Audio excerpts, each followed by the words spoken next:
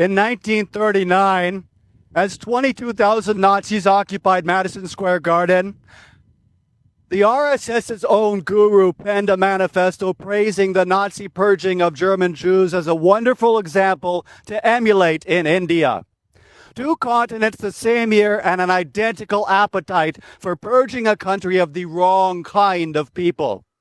And this week, 87 years after American Nazis claimed the stage of the most famous arena in the United States of America, India's Nazis will walk in their footsteps. Founded in 1925, the RSS is the world's oldest, largest, and fastest growing fascist paramilitary. And it has spent a century devoted to a blitzkrieg mission to remaking India in its Hindu nationalist image and to building the kind of fatherland that their guru wanted, one where Muslims and Christians live as guests or don't live at all. 6 million uniformed men who answer to no one but their supreme leader, Mohan Bhagwat, whose victory tour celebrating the paramilitary's first 100 years will stage its grandest spectacle at Madison Square Garden on the 29th of August. And they have built their fatherland fantasy on a foundation of corpses from the first, starting with the original act of terrorism in independent India, the assassination of Gandhi by an RSS member. India moved to crush the paramilitary inside of a week, and the Home Minister who signed that ban warned that their speeches were full of communal poison, that the poison had cost that country the life of Gandhi, and that after Gandhi was murdered, the RSS handed out sweets.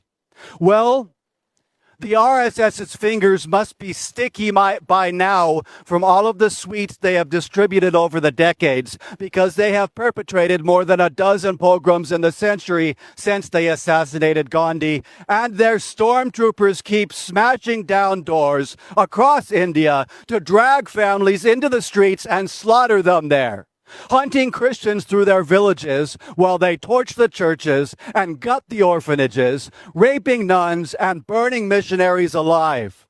In Gujarat, they gang-raped Muslim women in the road and set them on fire, hacked children apart in front of their mothers, and burned whole families alive inside their homes, butchering 2,000 in just 3 days. And they did not just slaughter Gujarat's Muslims. They turned them into such a rarity that they're practically a rumor, which Mayor Mamdani knows all too well, because when he tells people that his father's family are Gujarati Muslims, he says that they're shocked that there are still any left at all after what the RSS did to them.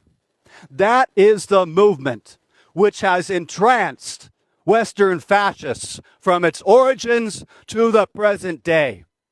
Anders Breivik, the most lethal white nationalist terrorist of the 21st century, called on Hindu nationalists and white nationalists to learn from each other and cooperate as much as possible because their goals are, in his words, more or less identical.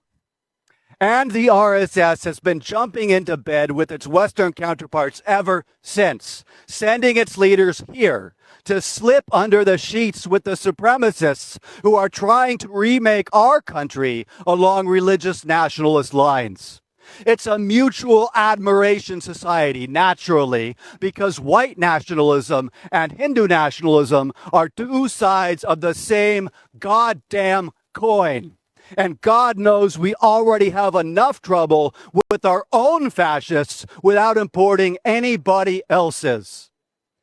Yet India's fascists arrive in disguise because the RSS cloaks its legacy of death in the rhetoric of universal oneness.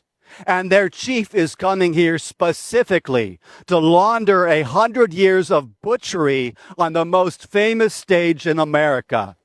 And yet the blood drenching the RSS's hands will stain everyone who welcomes them, which is why Madison Square Garden must yank the red carpet out from under the brown shirts of India.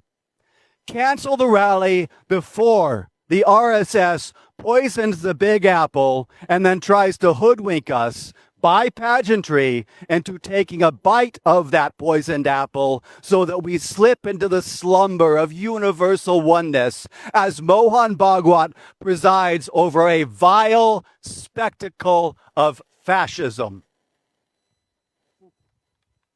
May I just say, bars. Thank you so much, Peter.